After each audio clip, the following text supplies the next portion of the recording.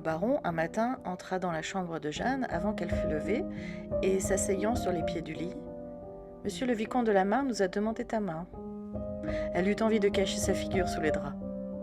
Son père reprit. « Nous avons remis notre réponse à tantôt. » Elle haletait, étranglée par l'émotion. Au bout d'1 minute, le baron, qui souriait, ajouta. « Nous n'avons rien voulu faire sans t'en parler. Ta mère et moi ne sommes pas opposés à ce mariage, sans prétendre cependant t'y engager. Tu es beaucoup plus riche que lui, mais quand il s'agit du bonheur d'une vie, on ne doit pas se préoccuper de l'argent. Il n'a plus aucun parent. Si tu l'épousais donc, ce serait un fils qui entrerait dans notre famille, tandis qu'avec un autre, c'est toi, notre fille, qui irais chez des étrangers.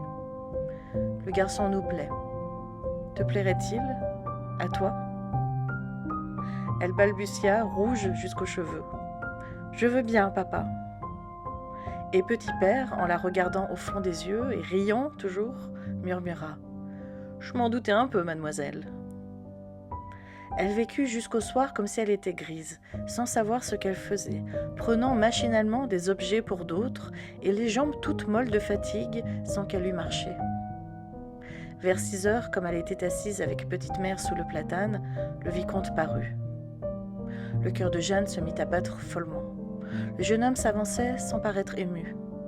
Lorsqu'il fut tout près, il prit les doigts de la baronne et les baisa, puis, soulevant à son tour la main frémissante de la jeune fille, il y déposa de toutes ses lèvres un long baiser tendre et reconnaissant. Et la radieuse saison des fiançailles commença. Ils causaient seuls dans les coins du salon, ou bien assis sur le talus au fond du bosquet devant la lande sauvage. Parfois, ils se promenaient dans l'allée de Petite Mère, lui parlant d'avenir, elle, les yeux baissés sur la trace poudreuse du pied de la baronne. Une fois la chose décidée, on voulut hâter le dénouement. Il fut donc convenu que la cérémonie aurait lieu dans 6 semaines, au 15 août, et que les jeunes mariés partiraient immédiatement pour leur voyage de noces. Jeanne, consultée sur le pays qu'elle voulait visiter, se décida pour la Corse, où l'on devait être plus seul que dans les villes d'Italie. Ils attendaient le moment fixé pour leur union sans impatience trop vive, mais enveloppés, roulés dans une tendresse délicieuse, savourant le charme exquis des insignifiantes caresses, des doigts pressés, des regards passionnés, si longs que les âmes semblent se mêler, et vaguement tourmentés par le désir indécis des grandes étreintes. On résolut de n'inviter personne au mariage, à l'exception de tante Lison, la sœur de la baronne, qui vivait comme dame pensionnaire dans un couvent de Versailles. Après la mort de leur père, la baronne avait voulu garder sa sœur avec elle. Mais la vieille fille, poursuivie par l'idée qu'elle gênait tout le monde, qu'elle était inutile et importune, se retira dans une de ces maisons religieuses qui louent des appartements aux gens tristes et isolés dans l'existence. Elle venait de temps en temps passer 1 mois ou 2 dans sa famille. C'était une petite femme qui parlait peu, s'effaçait toujours, apparaissait seulement aux heures des repas et remontait ensuite dans sa chambre où elle restait enfermée sans cesse. Elle avait un air bon et vieillot, bien qu'elle fût âgée seulement de 42 ans, un œil doux et triste. Elle n'avait jamais compté pour rien dans sa famille. Toute petite, comme elle n'était point jolie ni turbulente, on ne l'embrassait guère. Et elle restait tranquille et douce dans les coins. Depuis, elle demeura toujours sacrifiée. Jeune fille, personne ne s'occupa d'elle. C'était quelque chose comme une ombre ou un objet familier, un meuble vivant qu'on est accoutumé à voir chaque jour, mais dont on ne s'inquiète jamais. Sa sœur, par habitude prise dans la maison paternelle, la considérait comme un être manqué, tout à fait insignifiant. On la traitait avec une familiarité sans gêne, qui cachait une sorte de bonté méprisante. Elle s'appelait Lise et semblait gênée par ce nom pimpant et jeune. Quand on avait vu qu'elle ne se mariait pas, qu'elle ne se marierait sans doute point, de Lise, on avait fait Lison. Depuis la naissance de Jeanne, elle était devenue tante Lison, une humble parente, proprette, affreusement timide, même avec sa sœur et son beau-frère, qui l'aimaient pourtant, mais d'une affection vague, participant d'une tendresse indifférente, d'une compassion inconsciente et d'une bienveillance naturelle. Quelquefois, quand la baronne parlait des choses lointaines de sa jeunesse, elle prononçait, pour fixer une date, « C'était à l'époque du coup de tête de Lison ». On n'en disait jamais plus, et ce coup de tête restait comme enveloppé de brouillard. Un soir, Lise, âgée alors de 20 ans, s'était jetée à l'eau sans qu'on sût pourquoi. Rien dans sa vie, dans ses manières, ne pouvait faire pressentir cette folie. On l'avait repêchée à moitié morte, et ses parents, levant des bras indignés, au lieu de chercher la cause mystérieuse de cette action, s'étaient contentés de parler du coup de tête, comme ils parlaient de l'accident du cheval Coco qui s'était cassé la jambe un peu auparavant dans une ornière et qu'on avait été obligé d'abattre. Depuis lors, Lise, bientôt Lison, fut considérée comme un esprit très faible. Le doux mépris qu'elle avait inspiré à ses proches s'infiltra lentement dans le cœur de tous les gens qui l'entouraient. La petite Jeanne, elle-même, avec cette divination naturelle des enfants, ne s'occupait point d'elle, ne montait jamais l'embrasser dans son lit, ne pénétrait jamais dans sa chambre. La bonne Rosalie, qui donnait à cette chambre les quelques soins nécessaires, semblait seule savoir où elle était située. Quand tante Lison entrait dans la salle à manger pour le déjeuner, la petite allait, par habitude, lui tendre son front. Et voilà tout. Si quelqu'un voulait lui parler, on envoyait un domestique l'acquérir. Et quand elle n'était pas là, on ne s'occupait jamais d'elle, on ne songeait jamais à elle. On n'aurait jamais eu la pensée de s'inquiéter, de demander « Tiens, mais je n'ai pas vu Lison ce matin. » Elle ne tenait point de place. C'était un de ces êtres qui demeurent inconnus même à leurs proches, comme inexplorés, et dont la mort ne fait ni trou ni vide dans une maison, un de ces êtres qui ne savent entrer ni dans l'existence, ni dans les habitudes, ni dans l'amour de ceux qui vivent à côté d'eux. Quand on prononçait tante Lison, ces deux mots n'éveillaient pour ainsi dire aucune affection en l'esprit de personne. C'était comme si on avait dit la cafetière ou le sucrier. Elle marchait toujours à petits pas pressés et muets, ne faisait jamais de bruit, ne heurtait jamais rien, semblait communiquer aux objets la propriété de ne rendre aucun son. Ses mains paraissaient faites d'une espèce d'ouate, tant elle maniait légèrement et délicatement ce qu'elle touchait. Elle arriva vers la mi-juillet, toute bouleversée par l'idée de ce mariage. Elle apportait une foule de cadeaux qui, venant d'elle, demeurèrent presque inaperçus. Dès le lendemain de sa venue, on ne remarqua plus qu'elle était là. Mais en elle fermentait une émotion extraordinaire, et ses yeux ne quittaient point les fiancés. Elle s'occupa du trousseau avec une énergie singulière, une activité fiévreuse, travaillant comme une simple couturière dans sa chambre où personne ne la venait voir. À tout moment, elle présentait à la baronne des mouchoirs qu'elle avait tourlés elle-même, des serviettes dont elle avait brodé les chiffres, en demandant « Est-ce bien comme ça, Adélaïde ?» Et petite mère, tout en examinant nonchalamment l'objet, répondait « Ne te donne donc pas tant de mal, ma pauvre Lison. » Un soir, vers la fin du mois, après une journée de lourde chaleur, la lune se leva dans une de ces nuits claires et tièdes, qui troublent, attendrissent, font s'exalter, semblent éveiller toutes les poésies secrètes de l'âme. Les souffles doux des chants entraient dans le salon tranquille. La baronne et son mari jouaient mollement une partie de cartes, dans la clarté ronde que l'abat-jour de la lampe dessinait sur la table. Tante Lison, assise entre eux, tricotait. Et les jeunes gens, accoudés à la fenêtre, regardaient le jardin plein de clarté. Le tilleul et le platane semaient leur ombre sur le grand gazon qui s'étendait ensuite, pâle et luisant, jusqu'au bosquet tout noir. Attirée invinciblement par le charme tendre de cette nuit, par cet éclairement vaporeux des arbres et des massifs, Jeanne se tourna vers ses parents. « Petit père, nous allons faire un tour, là, sur l'herbe, devant le château. » Le baron dit, sans quitter son jeu, « Allez, mes enfants », et se remit à sa partie. Ils sortirent et commencèrent à marcher lentement sur la grande pelouse blanche jusqu'au petit bois du fond. L'heure avançait sans qu'ils songeassent à rentrer. La baronne, fatiguée, voulut monter à sa chambre. « Il faut rappeler les amoureux, » dit-elle. Le baron, d'un coup d'œil, parcourut le vaste jardin lumineux où les deux ombres erraient doucement.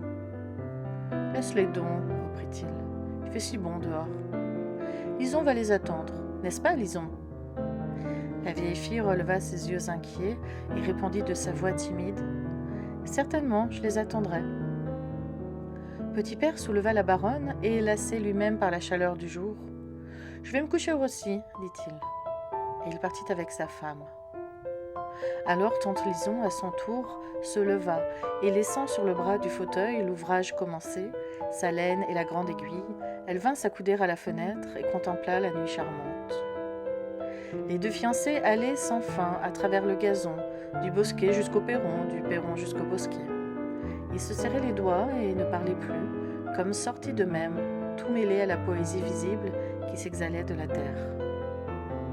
Jeanne, tout à coup, aperçut dans le cadre de la fenêtre la silhouette de la vieille fille que dessinait la clarté de la lampe.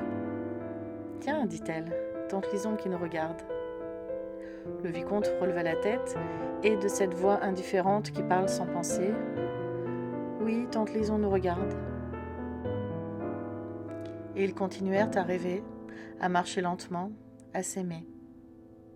Mais la rosée couvrait l'herbe, ils eurent un petit frisson de fraîcheur. « Rentrons maintenant, dit-elle. » Et ils revinrent.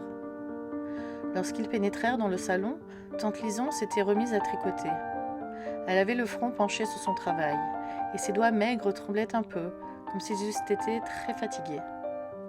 Jeanne s'approcha. « Tante, on va dormir à présent. » La vieille fille tourna les yeux. Ils étaient rouges, comme si elle eût pleuré. Les amoureux n'y prirent point garde. Mais le jeune homme aperçut soudain les fins souliers de la jeune fille, tout couverts d'eau. Il fut saisi d'inquiétude et demanda tendrement « N'avez-vous point froid, vos chers petits pieds ?» Et tout à coup, les doigts de la tante furent secoués d'un tremblement si fort que son ouvrage s'en échappa. La pelote de laine roula au loin sur le parquet. Et cachant brusquement sa figure dans ses mains, elle se mit à pleurer par grands sanglots convulsifs. Les deux fiancés la regardaient stupéfaits, immobiles. Jeanne brusquement se mit à ses genoux, écarta ses bras, bouleversée, répétant « Mais qu'as-tu, tante Lison ?» Alors la pauvre femme, balbutiant, avec la voix toute mouillée de larmes et le corps crispé de chagrin, répondit « C'est quand il t'a demandé « N'avez-vous pas froid à vos chers petits pieds ?» On ne m'a jamais dit de ces choses-là, à moi, jamais, jamais. Jeanne, surprise, apitoyée, eut cependant envie de rire à la pensée d'un amoureux débitant des tendresses à Lison, et le vicomte s'était retourné pour cacher sa gaieté. Mais la tante se leva soudain, laissa sa laine à terre et son tricot sur le fauteuil, et elle se sauva sans lumière dans l'escalier sombre, cherchant sa chambre à tâtons. Restés seuls, les deux jeunes gens se regardèrent, égayés et attendris. Jeanne murmura « Cette pauvre tante !» Julien reprit « Elle doit être un peu folle ce soir. » Ils se tenaient les mains sans se décider à se séparer, et doucement, tout doucement, ils échangèrent leur premier baiser devant le siège vide que venait de quitter tante Lison. Ils ne pensaient plus guère le lendemain aux larmes de la vieille fille. Les 2 semaines qui précédèrent le mariage laissèrent Jeanne assez calme et tranquille, comme si elle eût été fatiguée d'émotions douces. Elle n'eut pas non plus le temps de réfléchir durant la matinée du jour décisif. Elle éprouvait seulement une grande sensation de vide en tout son corps, comme si sa chair, son sang, ses os se fussent fondus sous la peau. Et elle s'apercevait, en touchant les objets, que ses doigts tremblaient beaucoup. Elle ne reprit possession d'elle que dans le chœur de l'église pendant l'office. Mariée. Ainsi, elle était mariée. La succession de choses, de mouvements, d'événements accomplis depuis l'aube lui paraissait un rêve, un vrai rêve. Il est de ces moments où tout semble changer autour de nous. Les gestes même ont une signification nouvelle, jusqu'aux heures qui ne semblent plus à leur place ordinaire. Elle se sentait étourdie, étonnée surtout. La veille encore, rien n'était modifié dans son existence. L'espoir constant de sa vie devenait seulement plus proche, presque palpable. Elle s'était endormie jeune fille, elle était femme maintenant. Donc elle avait franchi cette barrière qui semble cacher l'avenir avec toutes ses joies, ses bonheurs rêvés. Elle sentait comme une porte ouverte devant elle. Elle allait entrer dans l'attendu. La cérémonie finissait. On passa dans la sacristie presque vide, car on n'avait invité personne, puis on ressortit. Quand ils apparurent sur la porte de l'église, un fracas formidable fit faire un bond à la mariée et pousser un grand cri à la baronne. C'était une salve de coups de fusil tirés par les paysans, et jusqu'au peuple, les détonations ne cessèrent plus. collation était servie pour la famille, le curé des Châtelains et celui d'Yport, le marié et les témoins choisis parmi les gros cultivateurs des environs. Puis on fit un tour dans le jardin pour attendre le dîner. Le baron, la baronne, tante Lison, le maire et l'abbé Picot se mirent à parcourir l'allée de Petite-Mère, tandis que, dans l'allée d'en face, l'autre prêtre lisait son bréviaire en marchant à grands pas. On entendait de l'autre côté du château la gaieté bruyante des paysans qui buvaient du cidre sous les pommiers. Tout le pays endimanché emplissait la cour. Les gars et les filles se poursuivaient. Jeanne et Julien traversèrent le bosquet, puis montèrent sur le talus et, muets tous deux, se mirent à regarder la mer. Il faisait un peu frais, bien qu'on fût au milieu d'août. Le vent du nord soufflait et le grand soleil luisait durement dans le ciel tout bleu. Les jeunes gens, pour trouver de l'abri, traversèrent la lande en tournant à droite, voulant gagner la vallée ondulante et boisée qui descend vers Yport. Dès qu'ils eurent atteint les taillis, aucun souffle ne les effleura plus, et ils quittèrent le chemin pour prendre un étroit sentier s'enfonçant sous les feuilles. Ils pouvaient à peine marcher de front. Alors elle sentit un bras qui se glissait lentement autour de sa taille. Elle ne disait rien, haletante, le cœur précipité, la respiration coupée. Des branches basses leur caressaient les cheveux. Ils se courbaient souvent pour passer. Elle cueillit une feuille. Deux bêtes à bon Dieu, pareilles à deux frêles coquillages rouges, étaient blotties dessous. Alors elle dit, innocente et rassurée un peu, « Tiens, un ménage !» Julien effleura son oreille de sa bouche. « Ce soir, vous serez ma femme. » Quoiqu'elle lui apprit bien des choses dans son séjour au champ, elle ne songeait encore qu'à la poésie de l'amour, et fut surprise. Sa femme, ne l'était-elle pas déjà ? Alors il se mit à l'embrasser à petits baisers rapides sur la tempe et sur le cou, là où frisaient les premiers cheveux. Saisie à chaque fois par ces baisers d'homme auxquels elle n'était point habituée, elle penchait instinctivement la tête de l'autre côté pour éviter cette caresse qui la ravissait cependant. Mais ils se trouvèrent soudain sur la lisière du bois. Elle s'arrêta, confuse d'être si loin. « Qu'allait-on penser ?»« Retournons, dit-elle. » Il retira le bras dont il serrait sa taille, et en se tournant tous deux, ils se trouvèrent face à face, si près qu'ils sentirent leur haleine sur leur visage. Et ils se regardèrent. Ils se regardèrent d'un de ces regards fixes, aigus, pénétrants, où deux âmes croient se mêler. Ils se cherchèrent dans leurs yeux, derrière leurs yeux, dans cet inconnu impénétrable de l'être, et se sondèrent dans une muette et obstinée interrogation. Que serait-il l'un pour l'autre ?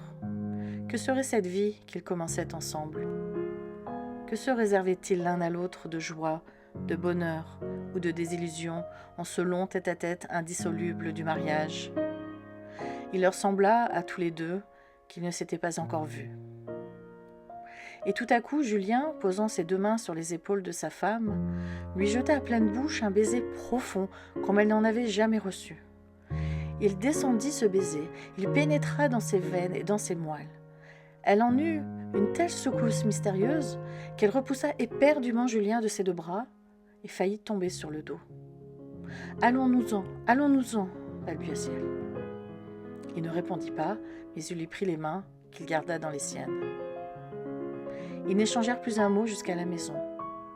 Le reste de l'après-midi sembla long. On se mit à table à la nuit tombante. Le dîner fut simple et assez court, contrairement aux usages normands. Une sorte de gêne paralysait les convives. Seuls les deux prêtres, le maire et les 4 fermiers invités, montrèrent un peu de cette grosse gaieté qui doit accompagner les noces. Le rire semblait mort, un mot du maire le ranima. Il était 9 heures environ, on allait prendre le café. Au dehors, sous les pommiers de la première cour, le bal champêtre commençait. Par la fenêtre ouverte, on apercevait toute la fête. Des lumignons pendus aux branches donnaient aux feuilles des nuances de vert de gris. Rustres et rustaudes sautaient en rond en hurlant un air de danse sauvage qu'accompagnaient faiblement 2 violons et une clarinette jugée sur une grande table de cuisine en estrade. Le chant tumultueux des paysans couvrait entièrement parfois la chanson des instruments, et la frêle musique, déchirée par les voix déchaînées, semblait tomber du ciel en lambeaux, en petits fragments de quelques notes éparpillées. 2 grandes barriques entourées de torches flambantes versaient à boire à la foule. 2 servantes étaient occupées à rincer incessamment les verres et les bols dans un baquet, pour les tendre encore ruisselant d'eau sous les robinets d'où coulait le filet rouge du vin ou le filet d'or du cidre pur. Et les danseurs assoiffés, les vieux tranquilles, les filles en sueur, se pressaient, tendaient les bras pour saisir à leur tour un vase quelconque et se versaient à grands flots dans la gorge, en renversant la tête, le liquide qu'ils préféraient. Sur une table, on trouvait du pain, du beurre, du fromage et des saucisses. Chacun avalait une bouchée de temps en temps, et sous le plafond de feuilles illuminées, cette fête saine et violente donnait aux convives mornes de la salle l'envie de danser aussi, de boire au ventre de ces grosses futailles, en mangeant une tranche de pain avec du beurre et un oignon cru. Le maire qui battait la mesure avec son couteau s'écria « Sacristi, ça va bien, c'est comme qui dirait les noces de ganache !» Un frisson de rire étouffé courut, mais l'abbé Picot, ennemi naturel de l'autorité civile, répliqua « Vous voulez dire de canard ?» L'autre n'accepta pas la leçon. « Non, monsieur le curé, je m'entends, quand je dis ganache, c'est ganache. » On se leva et on passa dans le salon. Puis on alla se mêler un peu aux populaires en goguette. Puis les invités se retirèrent. Le baron et la baronne eurent à voix basse une sorte de querelle. Madame Adélaïde, plus essoufflée que jamais, semblait refuser ce que demandait son mari. Enfin, elle dit presque haut « Non, mon ami, je ne peux pas, je ne saurais comment m'y prendre. » Petit Père, alors, la quittant brusquement, s'approcha de Jeanne. « Veux-tu faire un tour avec moi, fillette ?» Toute émue, elle répondit « Comme tu voudras, papa. » Et ils sortirent. Dès qu'ils furent devant la porte, du côté de la mer, un petit vent sec les saisit. Un de ces vents froids d'été qui sentent déjà l'automne. Des nuages galopaient dans le ciel, voilant puis redécouvrant les étoiles. Le baron serrait contre lui le bras de sa fille en lui pressant tendrement la main. Ils marchèrent quelques minutes. Il semblait indécis, troublé. Enfin, il se décida. « Mignonne, je vais remplir un rôle difficile qui devrait revenir à ta mère. Mais comme elle s'y refuse, il faut bien que je prenne sa place. J'ignore ce que tu sais des choses de l'existence. Il est des mystères qu'on cache soigneusement aux enfants, aux filles surtout, aux filles qui doivent rester pures d'esprit, irréprochablement pures, jusqu'à l'heure où nous les remettons entre les bras de l'homme qui prendra soin de leur bonheur. C'est à lui qu'il appartient de lever ce voile jeté sur le doux secret de la vie.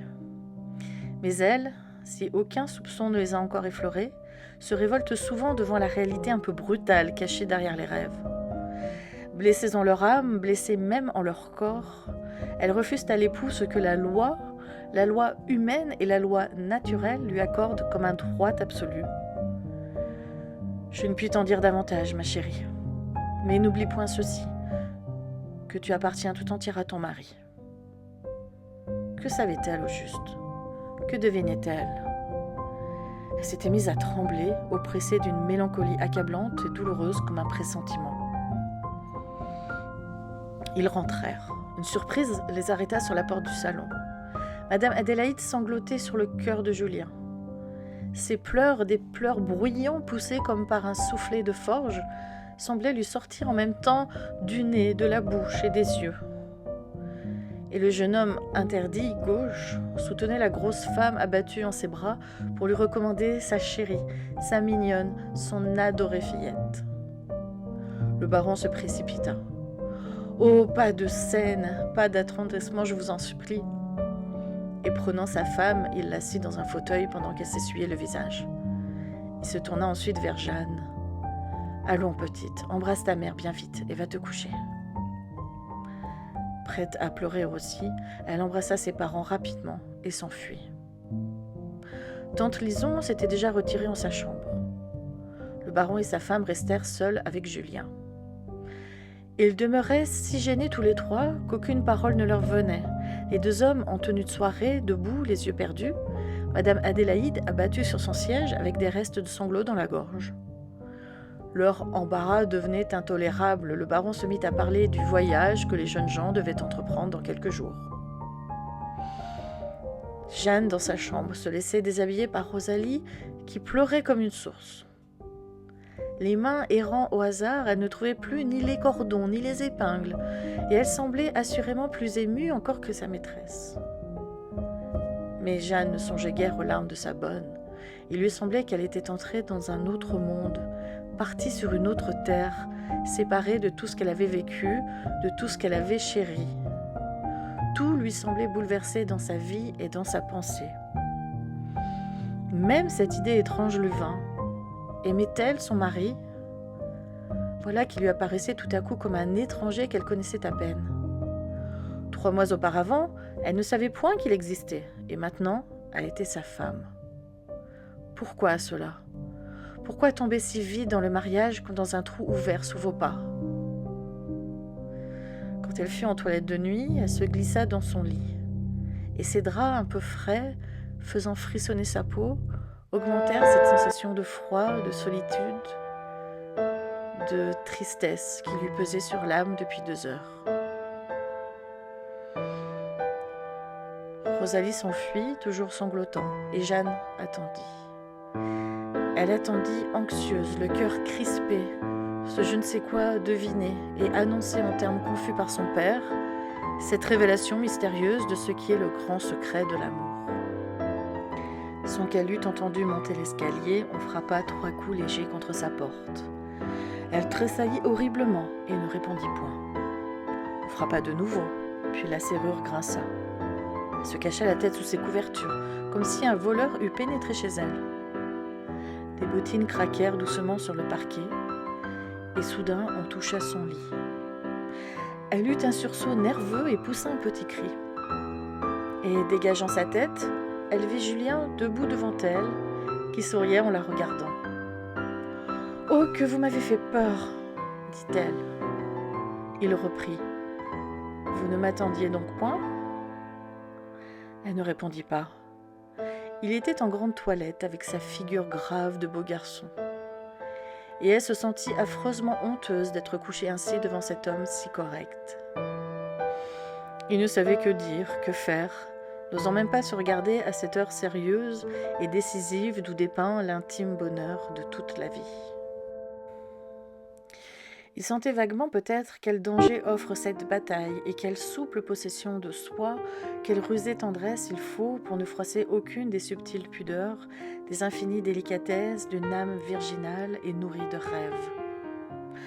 Alors, doucement, il lui prit la main qu'il baisa. Et s'agenouillant auprès du lit comme devant un autel, il murmura d'une voix aussi légère qu'un souffle : « Voudrez-vous m'aimer ?» Elle, rassurée tout à coup, souleva sur l'oreiller sa tête ennuagée de dentelle, et elle sourit. « Je vous aime déjà, mon ami. » Il mit en sa bouche les petits doigts fins de sa femme, et la voix changée par ce bâillon de chair. « Voulez-vous me prouver que vous m'aimez ?» Elle répondit, troublée de nouveau, sans bien comprendre ce qu'elle disait, sous le souvenir des paroles de son père. « Je suis à vous, mon ami. » Il couvrit son poignet de baisers mouillés, et se redressant lentement, il approchait de son visage qu'elle recommençait à cacher.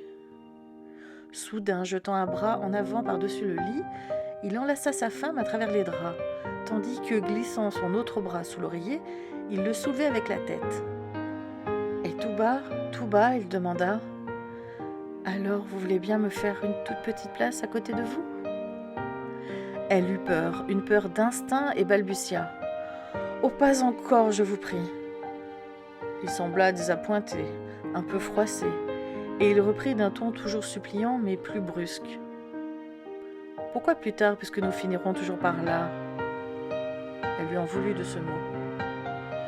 Mais soumise et résignée, elle répéta pour la 2e fois : « Je suis à vous, mon ami. » Alors il disparut bien vite dans le cabinet de toilette, et elle entendait distinctement ses mouvements avec des froissements d'habits défaits, un bruit d'argent dans la poche, la chute successive des bottines. Et tout à coup, en caleçon, en chaussettes, il traversa vivement la chambre pour aller déposer sa montre sur la cheminée. Puis il se retourna en courant dans la petite pièce voisine, remua quelque temps encore, et Jeanne se retourna rapidement de l'autre côté en fermant les yeux quand elle sentit qu'il arrivait. Elle fit un soubresaut, comme pour se jeter à terre, lorsque glissa vivement contre sa jambe une autre jambe froide et velue. Et la figure dans ses mains, éperdue, prête à crier de peur et d'effarement, se blottit tout au fond du lit. Aussitôt, il la prit en ses bras, bien qu'elle lui tournât le dos, et il baisait voracement son cou, les dentelles flottantes de sa coiffure de nuit et le col brodé de sa chemise. Elle ne remuait pas, raidie dans une horrible anxiété, sentant une main forte qui cherchait sa poitrine cachée entre ses coudes. Elle haletait, bouleversée sous cet attouchement brutal. Et elle avait surtout envie de se sauver, de courir par la maison, de s'enfermer quelque part loin de cet homme. Il ne bougeait plus. Elle recevait sa chaleur dans son dos. Alors son effroi s'apaisa encore, et elle pensa brusquement qu'elle n'aurait qu'à se retourner pour l'embrasser. À la fin, il parut s'impatienter et d'une voix attristée. « Vous ne voulez donc point être ma petite femme ?» Elle murmura à travers ses doigts. « Est-ce que je ne la suis pas ?» Il répondit avec une nuance de mauvaise humeur. « Mais non, ma chère, voyons, ne vous moquez pas de moi. » Elle se sentit toute remuée par le ton mécontent de sa voix, et elle se tourna tout à coup vers lui pour lui demander pardon.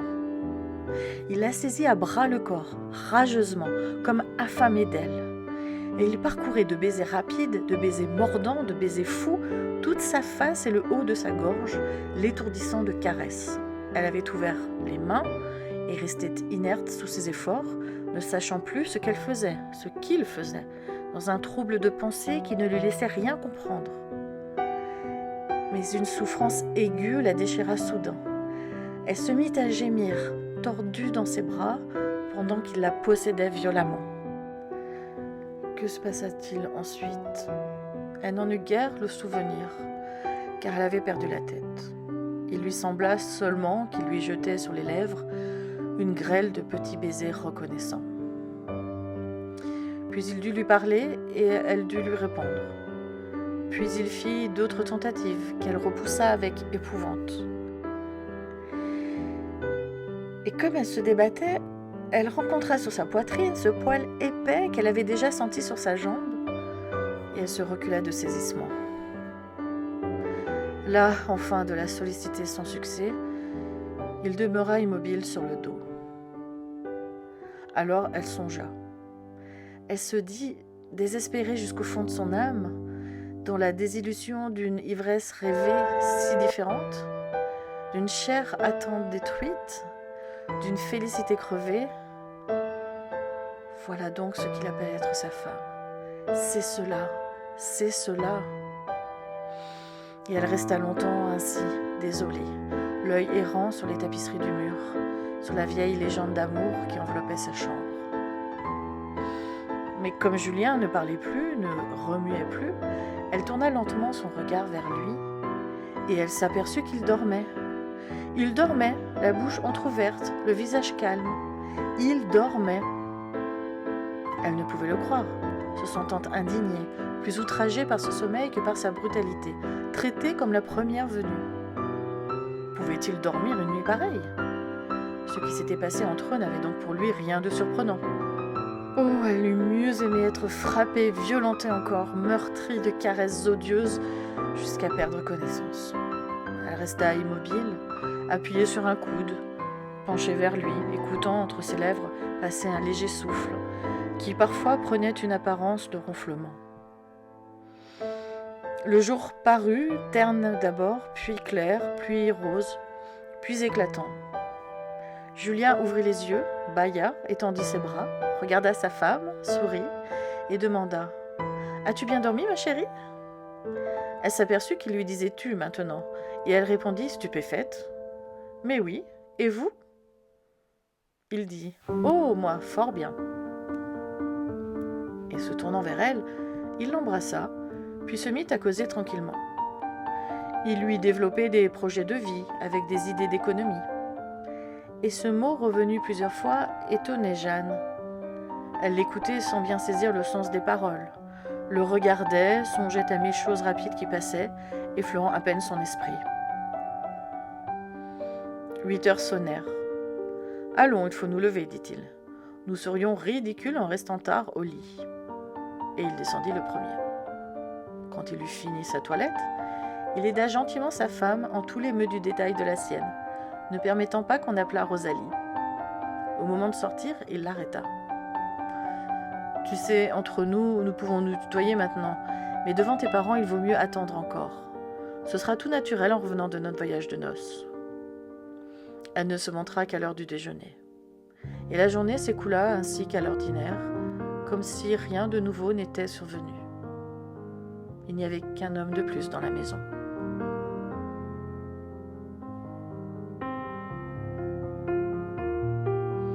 Quatre jours plus tard, arriva la berline qui devait les emporter à Marseille.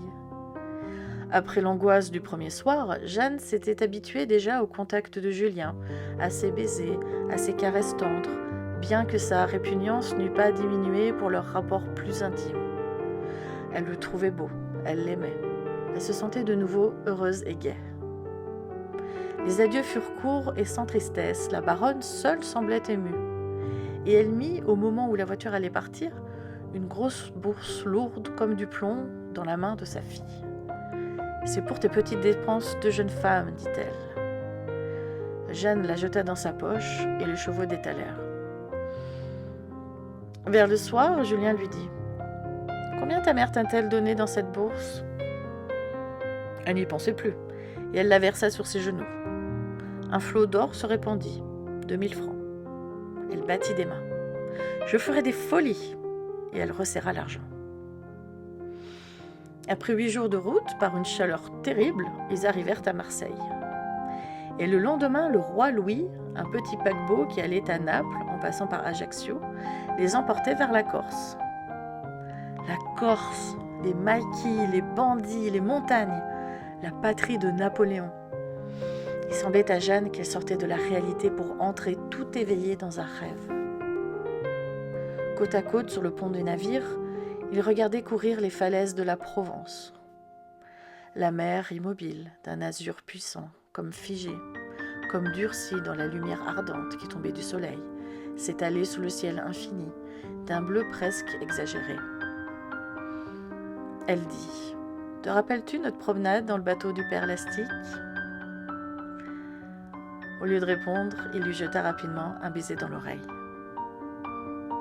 Les roues du vapeur battaient l'eau, troublant son épais sommeil. Et par derrière une longue trace écumeuse, une grande traînée pâle où l'onde remuait moussée comme du champagne, allongeait jusqu'à perte de vue le sillage tout droit du bâtiment. Soudain, vers l'avant, à quelques brasses seulement, un énorme poisson, un dauphin, bondit hors de l'eau, puis il replongea la tête la première et disparut. Jeanne, toute saisie, eut peur, poussa un cri et se jeta sur la poitrine de Julien. Puis elle se mit à rire de sa frayeur et regarda, anxieuse, si la bête n'allait pas reparaître. Au bout de quelques secondes, elle jaillit de nouveau comme un gros joujou mécanique. Puis elle retomba, ressortit encore. Puis elles furent 2, puis 3, puis 6 qui semblaient gambader autour du lourd bateau, faire escorte à leur frère monstrueux, le poisson de bois aux nageoires de fer. Elles passaient à gauche, revenaient à droite du navire, et tantôt ensemble, tantôt l'une après l'autre, comme dans un jeu, dans une poursuite gaie, elles s'élançaient en l'air par un grand saut qui décrivait une courbe, puis elles replongeaient à la queue leu-leu.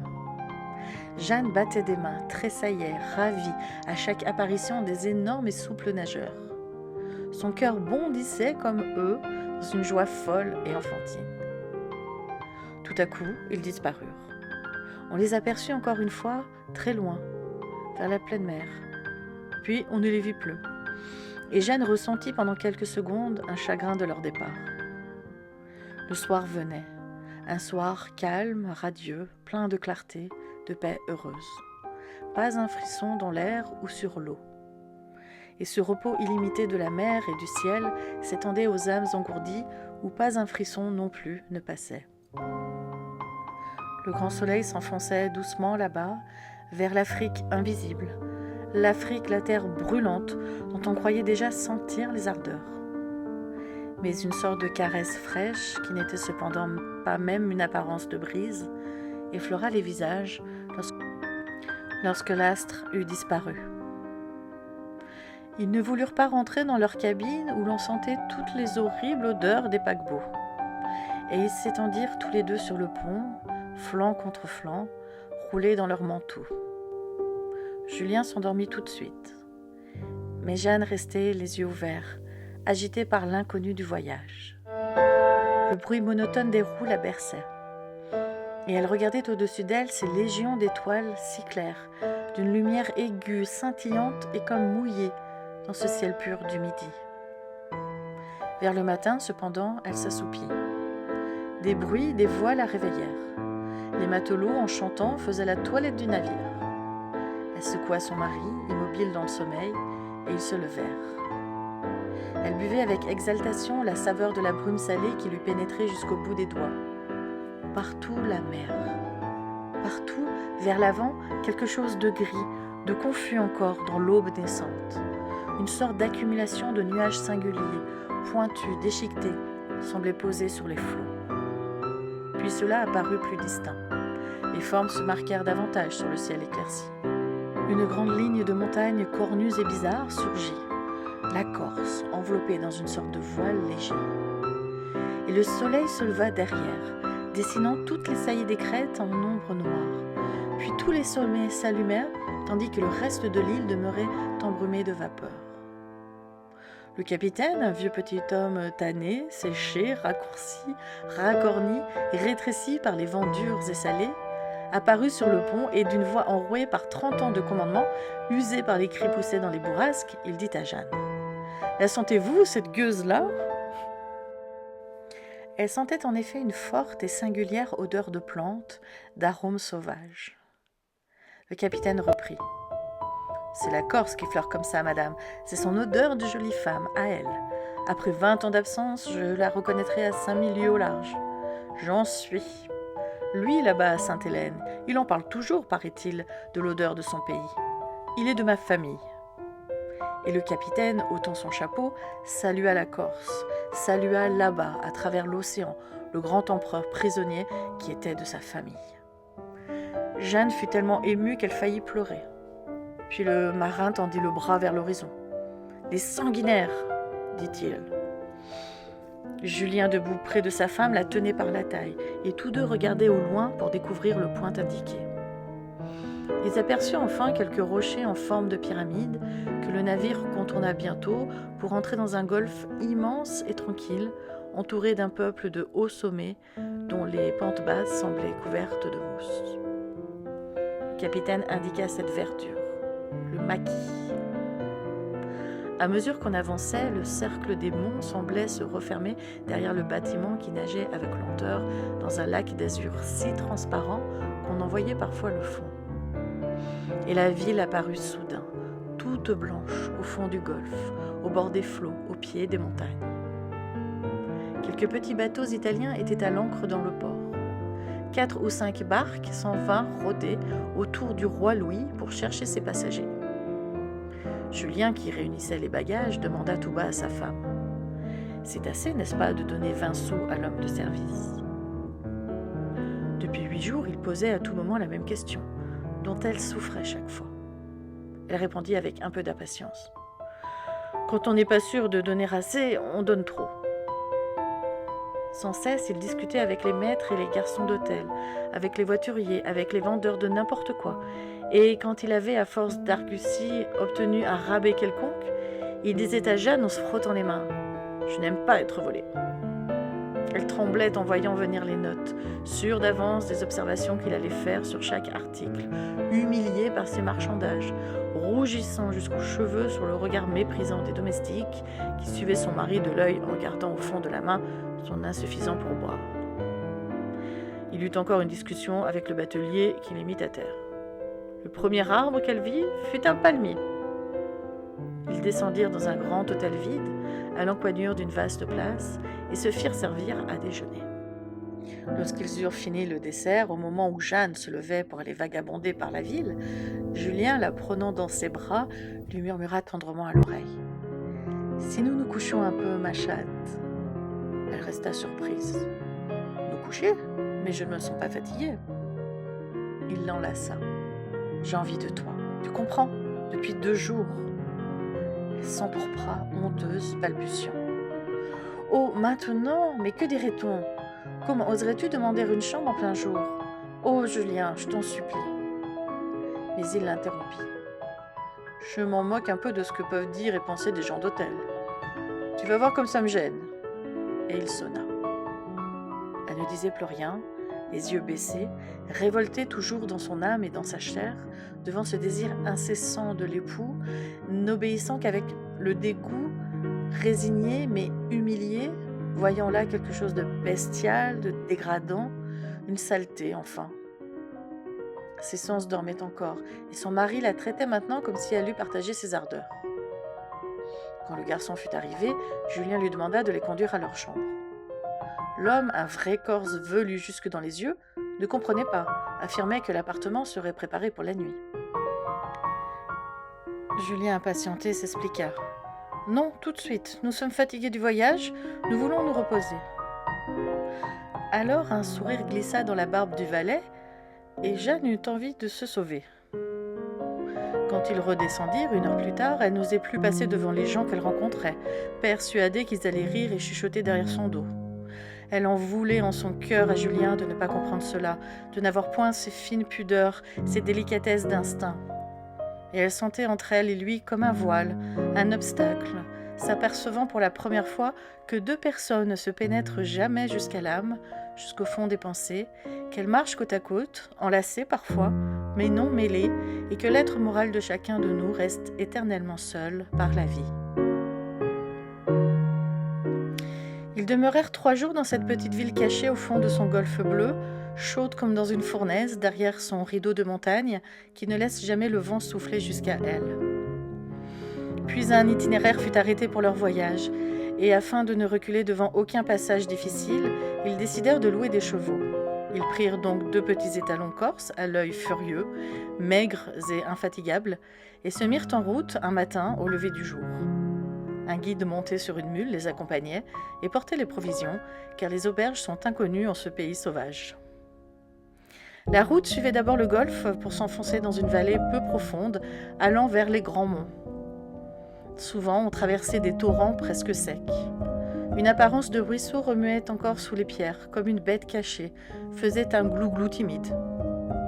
Le pays inculte semblait tout nu. Les flancs des côtes étaient couverts de hautes herbes, jaunes en cette saison brûlante. Parfois, on rencontrait un montagnard, soit à pied, soit sur son petit cheval, soit califourchon sur son âne gros comme un chien.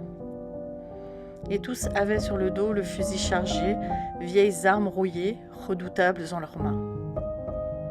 Le mordant parfum des plantes aromatiques dont l'île est couverte semblait épaissir l'air, et la route allait, s'élevant lentement au milieu des longs replis des monts. Les sommets de granit rose ou bleu donnaient au vaste paysage des tons de féerie. Et sur les pentes plus basses, des forêts de châtaigniers immenses avaient l'air de buissons verts, tant les vagues de la terre soulevées sont géantes en ce pays. Quelquefois le guide, tendant la main vers les hauteurs escarpées, disait un nom. Jeanne et Julien regardaient, ne voyaient rien, puis découvraient enfin quelque chose de gris, pareil à un amas de pierres tombé du sommet. C'était un village, un petit hameau de granit accroché là, cramponné comme un vrai nid d'oiseau, presque invisible sur l'immense montagne. Ton long voyage au pas énervait Jeanne. « Courons un peu, dit-elle. » Et elle lança son cheval. Puis comme elle n'entendait pas son mari galoper près d'elle, elle se retourna et se mit à rire d'un rire fou en le voyant accourir, pâle, tenant la crinière de la bête et bondissant étrangement. Sa beauté même, sa figure de beau cavalier, rendaient plus drôle sa maladresse et sa peur. Ils se mirent alors à trotter doucement. La route, maintenant, s'étendait entre 2 interminables taillis qui couvraient toute la côte comme un manteau. C'était le maquis, l'impénétrable maquis, formé de chênes verts, de genévriers, d'arbousiers, de lentisques, d'alaternes, de bruyères, de lauriers teints, de myrtes et de buis, qui relient entre eux, les mêlant comme des chevelures, des clématites enlaçantes, des fougères monstrueuses, des chèvrefeuilles, des cistes, des romarins, des lavandes, des ronces, jetant sur le dos des monts une inextricable toison. Ils avaient faim. Le guide les rejoignit et les conduisit auprès d'une de ces sources charmantes, si fréquentes dans les pays escarpés, file mince et ronde d'eau glacée qui sort d'un petit trou dans la roche et coule au bout d'une feuille de châtaignier disposée par un passant pour amener le courant menu jusqu'à la bouche. Jeanne se sentait tellement heureuse qu'elle avait grand-peine à ne point jeter des cris d'allégresse. Ils repartirent et commencèrent à descendre en contournant le golfe de Sagone. Vers le soir, ils traversèrent Cargèse, le village grec fondé là, jadis, par une colonie de fugitifs chassés de leur patrie. De grandes et belles filles, aux reins élégants, aux mains longues, à la taille fine, singulièrement gracieuses, formaient un groupe auprès d'une fontaine. Julien leur ayant crié « Bonsoir !» elles répondirent d'une voix chantante dans la langue harmonieuse du pays abandonné. En arrivant à Piana, il fallut demander l'hospitalité comme dans les temps anciens et dans les contrées perdues. Jeanne frissonnait de joie en attendant que s'ouvrit la porte où Julien avait frappé. Oh, c'était bien un voyage, cela, avec tout l'imprévu des routes inexplorées. Il s'adressait justement à un jeune ménage.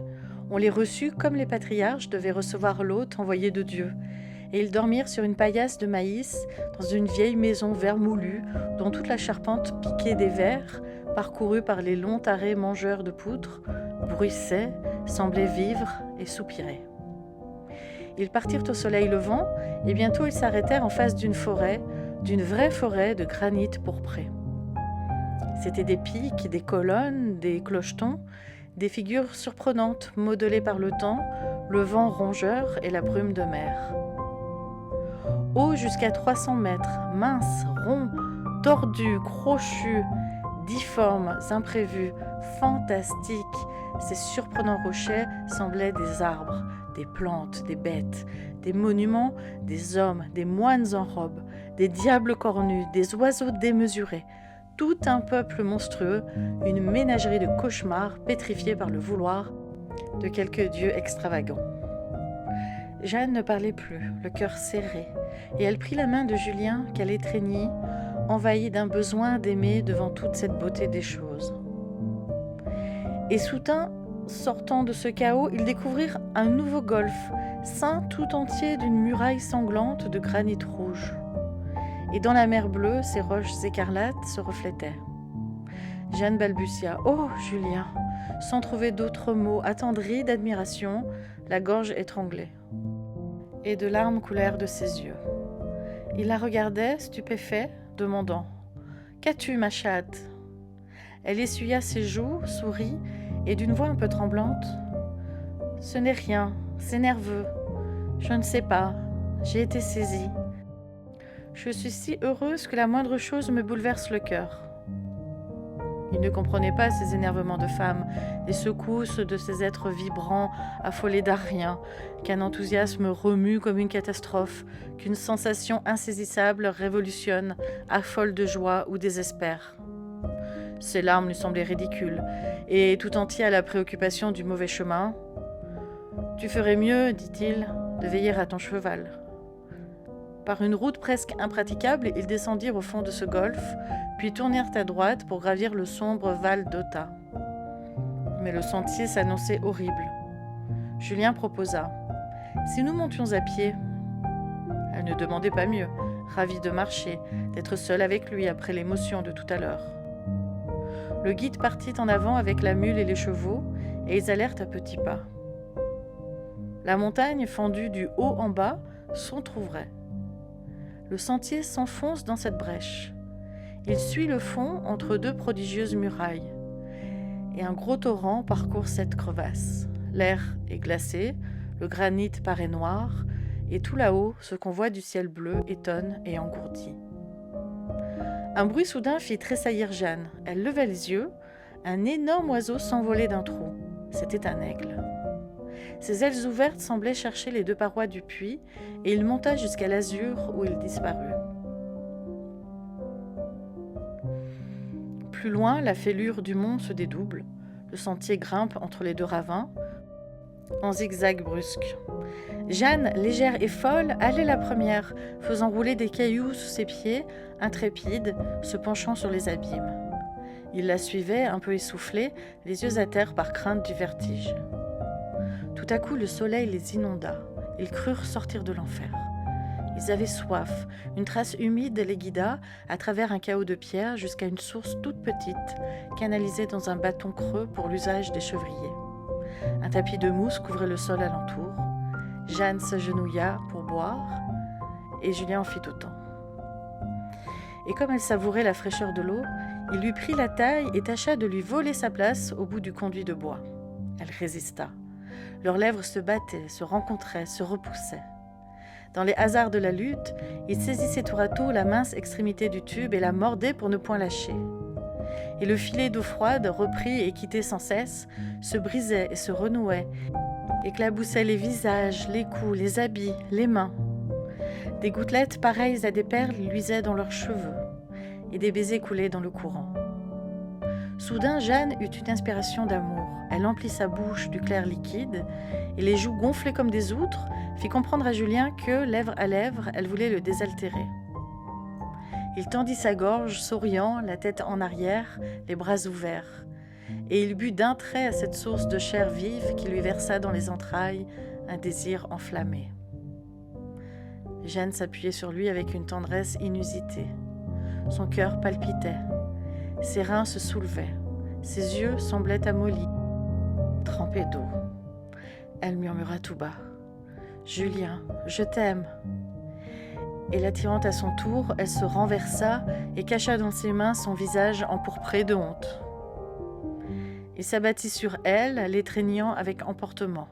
Elle haletait dans une attente énervée. Et tout à coup, elle poussa un cri, frappé comme de la foudre par la sensation qu'elle appelait. Ils furent longtemps à gagner le sommet de la montée, tant elle demeurait palpitante et courbaturée, et ils n'arrivèrent à Evisa que le soir, chez un parent de leur guide, Paoli Palabretti. C'était un homme de grande taille, un peu voûté, avec l'air morne d'un phthisique. Il les conduisit dans leur chambre, une triste chambre de pierre nue, mais belle pour ce pays, où toute élégance reste ignorée. Et il exprimait en son langage, patois corse, bouilli de français et d'italien, son plaisir à les recevoir, quand une voix claire l'interrompit. Et une petite femme brune, avec de grands yeux noirs, une peau chaude de soleil, une taille étroite, des dents toujours dehors dans un rire continu, s'élança, embrassa Jeanne, secoua la main de Julien en répétant « Bonjour madame, bonjour monsieur, ça va bien ?» Elle enleva les chapeaux, les châles, rangea tout avec un seul bras, car elle portait l'autre en écharpe, puis elle fit sortir tout le monde en disant à son mari « Va les promener jusqu'au dîner ». M. Palabretti obéit aussitôt, se plaçant entre les deux jeunes gens et leur fit voir le village. Il traînait ses pieds et ses paroles, toussant fréquemment et répétant à chaque quinte « C'est l'air du Val qui est fraîche, qui m'est tombée sur la poitrine ». Il les guida par un sentier perdu sous des châtaigniers démesurés. Soudain, il s'arrêta et de son accent monotone « C'est ici que mon cousin Jean Rinaldi fut tué par Mathieu Lori. Tenez, j'étais tout près de Jean quand Mathieu parut à 10 pas de nous. Jean, cria-t-il, ne va pas à Albertacce. N'y va pas, Jean, ou je te tue, je te le dis. Je pris le bras de Jean. N'y va pas, Jean, il le ferait. C'était pour une fille qu'ils suivaient tous deux, Paolina Sinacupi. Mais Jean se mit à crier. J'irai, Mathieu, ce n'est pas toi qui m'empêcheras. Alors Mathieu abaissa son fusil, avant que j'aie pu ajuster le mien, et il tira. Jean fit un grand saut des deux pieds, comme un enfant qui danse à la corde. Oui, monsieur, et il me retomba en plein sur le corps, si bien que mon fusil en échappa et roula jusqu'au gros châtaignier là-bas. Jean avait la bouche grande ouverte, mais il ne dit plus un mot, il était mort. Les jeunes gens regardaient stupéfaits le tranquille témoin de ce crime. Jeanne demanda « Et l'assassin ?» Paoli Palabretti toussa longtemps, puis il reprit. « Il a gagné la montagne. C'est mon frère qui l'a tué, l'an suivant. Vous savez bien, mon frère, Filippi Palabretti, le bandit. » Jeanne frissonna. « Votre frère, un bandit ?» Le Corse placide eut un éclair de fierté dans l'œil. « Oui, madame, c'était un célèbre, celui-là. Il a mis à bas 6 gendarmes. Il est mort avec Nicolas Morali, lorsqu'ils ont été cernés dans le Niolo, après 6 jours de lutte, et qu'ils allaient périr de faim. » Puis il ajouta d'un air résigné « C'est le pays qui veut ça. » Du même ton qu'il prenait pour dire « C'est l'air du Val qui est fraîche. » Puis ils rentrèrent dîner et la petite Corse les traita comme si elle les eût connus depuis 20 ans. Mais une inquiétude poursuivait Jeanne. Retrouverait-elle encore entre les bras de Julien cette étrange et véhémente secousse des sens qu'elle avait ressentie sur la mousse de la fontaine ? Lorsqu'ils furent seuls dans la chambre, elle tremblait de rester encore insensible sous ses baisers. Mais elle se rassura bien vite, et ce fut sa première nuit d'amour.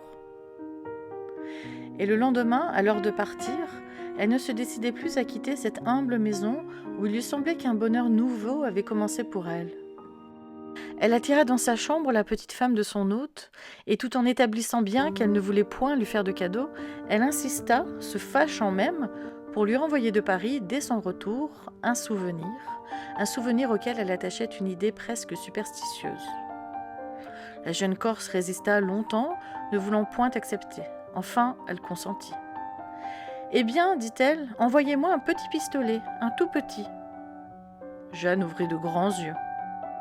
L'autre ajouta tout bas, près de l'oreille, comme on confie un doux et intime secret. « C'est pour tuer mon beau-frère. » Et souriant, elle déroula vivement les bandes qui enveloppaient sa chair ronde et blanche, traversée de part en part d'un coup de stylet presque cicatrisé. « Si je n'avais pas été aussi forte que lui, dit-elle, il m'aurait tuée. Mon mari n'est pas jaloux, lui, il me connaît. Et puis il est malade, vous savez, et cela lui calme le sang. D'ailleurs, je suis une honnête femme, moi, madame. Mon beau-frère croit tout ce qu'on lui dit. Il est jaloux pour mon mari, et il recommencera certainement. Alors j'aurai un petit pistolet, je serai tranquille et sûre de me venger. » Jeanne promit d'envoyer l'arme, embrassa tendrement sa nouvelle amie et continua sa route. Le reste de son voyage ne fut plus qu'un songe, un enlacement sans fin, une griserie de caresses.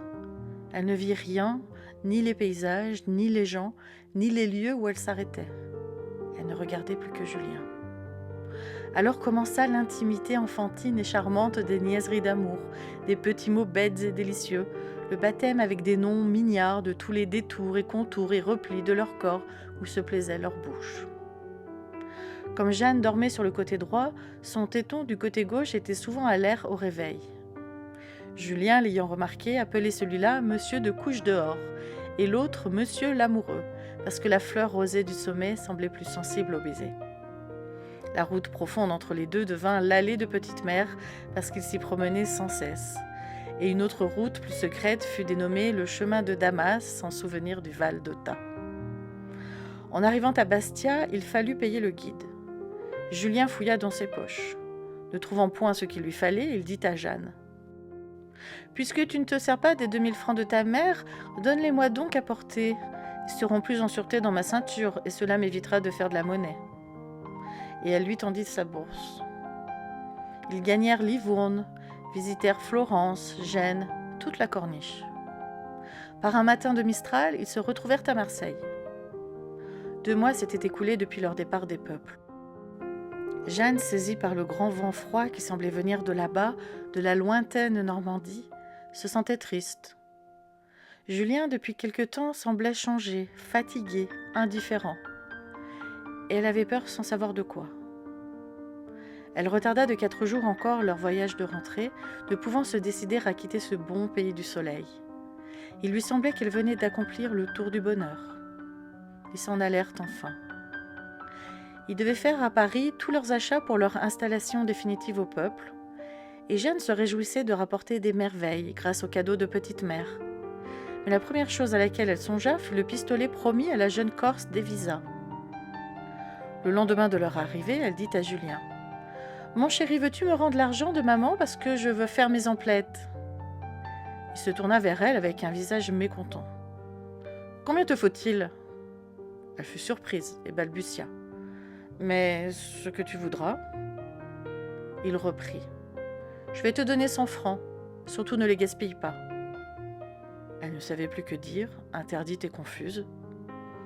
Enfin, elle prononça en hésitant : « Mais je t'avais remis cet argent pour... » Il ne la laissa pas achever. « Oui, parfaitement, que ce soit dans ta poche ou dans la mienne, qu'importe du moment que nous avons la même bourse. Je ne t'en refuse point, n'est-ce pas, puisque je te donne 100 francs. » Elle prit les 5 pièces d'or, sans ajouter un mot, mais elle n'osa plus en demander d'autres et n'acheta rien que le pistolet.